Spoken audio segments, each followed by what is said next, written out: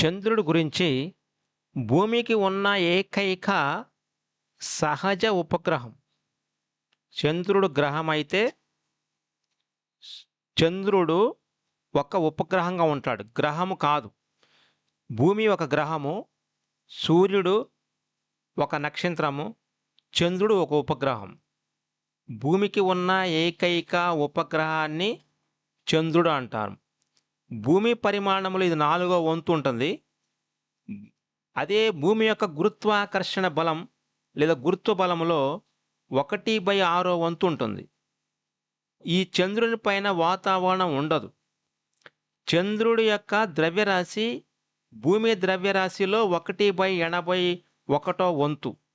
1/81 వంతు భూమి యొక్క ద్రవ్యరాశిలోని చంద్రుడి ద్రవ్యరాశి ఉంటుంది. గురుత్వ బలము 1/6 వంతు ఉంటుంది భూమితో పోల్చినప్పుడు. భూమి పరిమాణంలో 4వ వంతు ఉంటుంది.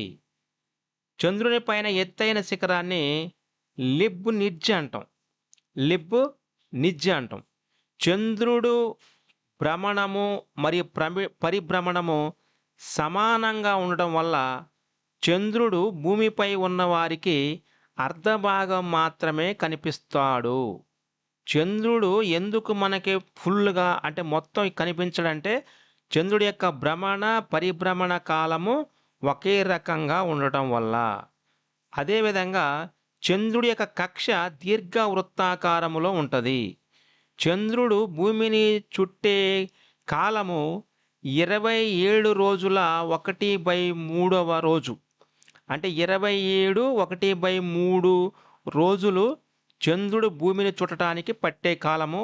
దీనినే 27 1/3 రోజుల్ని చంద్ర నక్షత్రమానం అంటారు. దీన్నే సెడిడ్రల్ మంత్ అంటాం.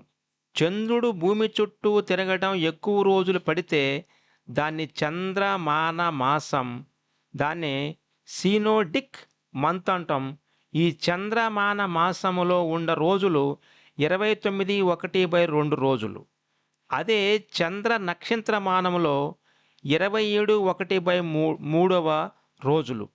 చంద్రుడు స్వయం ప్రకాశం లేని ఒక చిన్న ఖగోళ మూర్తి, అంటే చిన్న ఉపగ్రహము.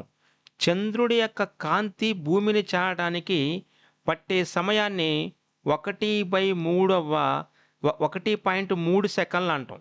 1.3 సెకండ్ల కాలము చంద్రుడి యొక్క కాంతి భూమిని చేరుతూ ఉంటుంది. అంటే చంద్రుడి కాంతి ఎక్కడ నుంచి వస్తుందంటే సూర్యుడి నుంచి గ్రహించుకున్నటువంటి కాంతి చంద్రుడి మీద పడి భూమి మీదకి రావడానికి పట్టే సమయము 1.3 సెకండ్లు మాత్రము. చంద్రుడు భూమికి దగ్గరగా ఉంటే దానిని పెరిజీ అంటాం. ఈ చంద్రుడు ఈ పెరిజీ సమయంలో 3,64,000 కిలోమీటర్ల దూరంలో ఉంటాడు. చంద్రుడు భూమికి దూరంగా ఉండే దృగ్విషయాన్ని అపోజీ అంటాం. అపోజీ సమయంలో చంద్రుడు భూమికి దూరంగా పోతాడో ఆ ఉండే దూరాన్ని 4,06,000 కిలోమీటర్లు అంటాం.